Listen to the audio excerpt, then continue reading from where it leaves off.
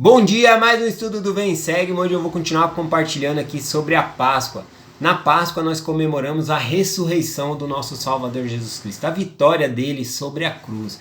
E por causa que ele ressuscitou, por causa que ele vive, todos nós vamos ressuscitar também, né? E vamos comparecer perante Deus para ser julgados de acordo com nossas obras. Mas ressuscitar é um dom gratuito, todas as pessoas vão ressuscitar.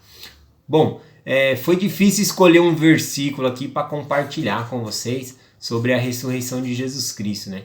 Porque ele apareceu ali por um período de 40 dias, né? E não era uma aparição ali de simplesmente aparecer e sumir. Ele ministrava as pessoas, ensinava ali, né? Ele treinando Pedro ali para continuar a igreja, para ser o presidente da igreja, para ser o profeta ali, guiar os 12 apóstolos. Então ele estava dando instruções, né, específicas ali como deveria ser as coisas agora que ele não estava mais na terra, que a igreja seria guiada por meio de revelação, por meio dele.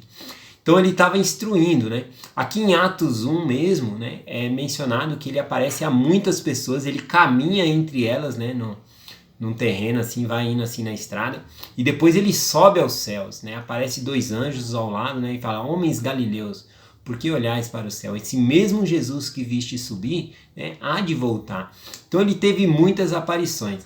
E eu não posso deixar de falar que a primeira pessoa a quem Jesus Cristo apareceu foi uma mulher, chamada Maria Madalena. Depois ele apareceu às outras mulheres, apareceu ali também a dois discípulos, né, que estavam caminhando na estrada de Emaús ali, triste por causa da morte do mestre.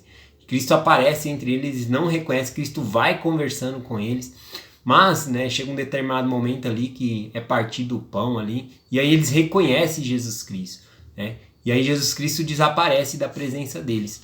E aí eles voltam correndo para Jerusalém para avisar os apóstolos que eles viram Jesus Cristo, que Jesus Cristo ressuscitou, né? Porque eles já tinham informação que umas mulheres foram no sepulcro lá, e viram que viram anjos, né, e que Cristo não estava lá, que havia ressuscitado. Então eles já tinham essas notícias. E eles voltam lá para Jerusalém para contar ali para os apóstolos, né? E quando eles chegaram lá, né, eles foram contar, já sabiam. E até tem aparições de Jesus Cristo que não é mencionada, né, nas escrituras. Por exemplo, aqui ó, em Lucas, capítulo 24, o versículo 34, quando esses dois discípulos vêm contar, eles dizem assim: os quais diziam: ressuscitou verdadeiramente o Senhor e já apareceu a Simão. Então teve já uma ocasião em que apareceu a Pedro sozinho ali, né? Porque senão eles tinham falado: já nos apareceu, mas falou: apareceu a Simão, né?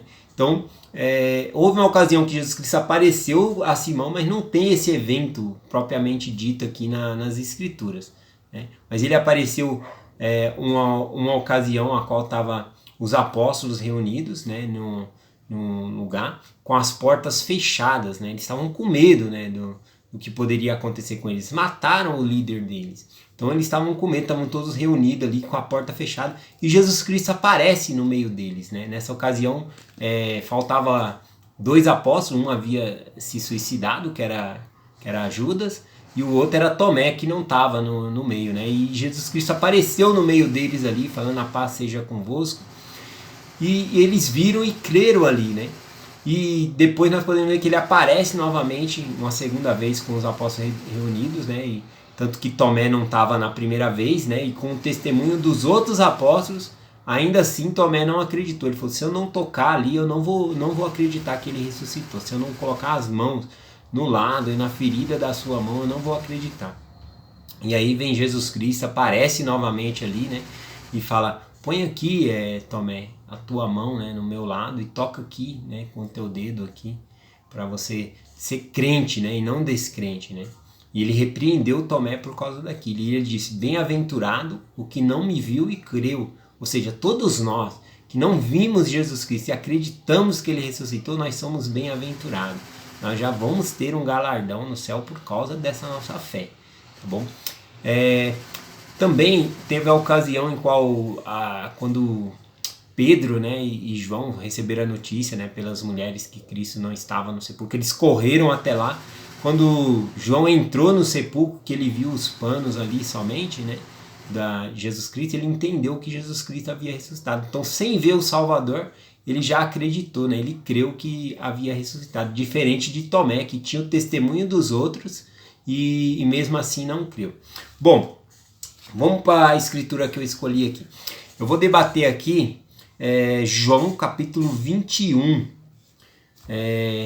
Jesus Cristo já havia aparecido muitas vezes aos apóstolos ali, a Pedro, dado instrução de como deveria ser a obra de Deus ali, né? Mas era um encargo difícil de se fazer, era algo difícil, né? Tinha oposição ali ainda dos judeus, eles haviam matado Jesus Cristo e tinha oposição também contra eles. Mas vamos ver aqui como se deu essa aparição a Jesus Cristo aqui. Eu aprendo bastante nessa parte aqui, ó. Eu vou começar, João 21, versículo 3. E disse-lhe Simão Pedro, vou pescar. E disse-lhes eles, também nós vamos contigo. E foram e subiram logo para o barco. E naquela noite nada apanharam. Bom, aqui estava Simão, estava outros 2 apóstolos, estava os dois filhos de Zebedeu, estava Natanael, né? Estava Tomé também. Então o que acontece? Havia 7 pessoas no barco, né? Eles foram pescar ali. O que aconteceu? Eles tinham a responsabilidade de pregar o evangelho, mas Pedro, talvez, não sei, com aquela carga sobre si, né? Agora era a responsabilidade dele de puxar os outros. Ele disse, eu vou pescar, né? Em vez de buscar almas, eu vou pescar.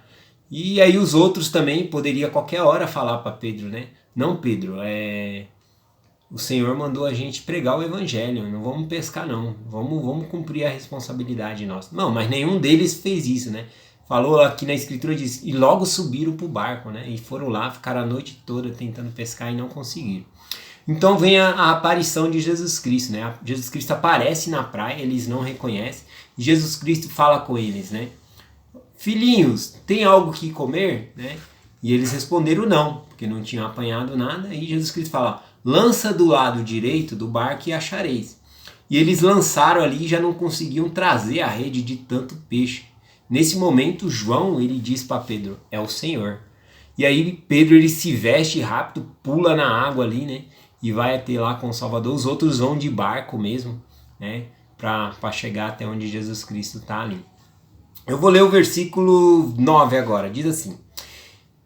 E logo que desceram para a terra, viram ali brasa e um peixe posto em cima, e pão.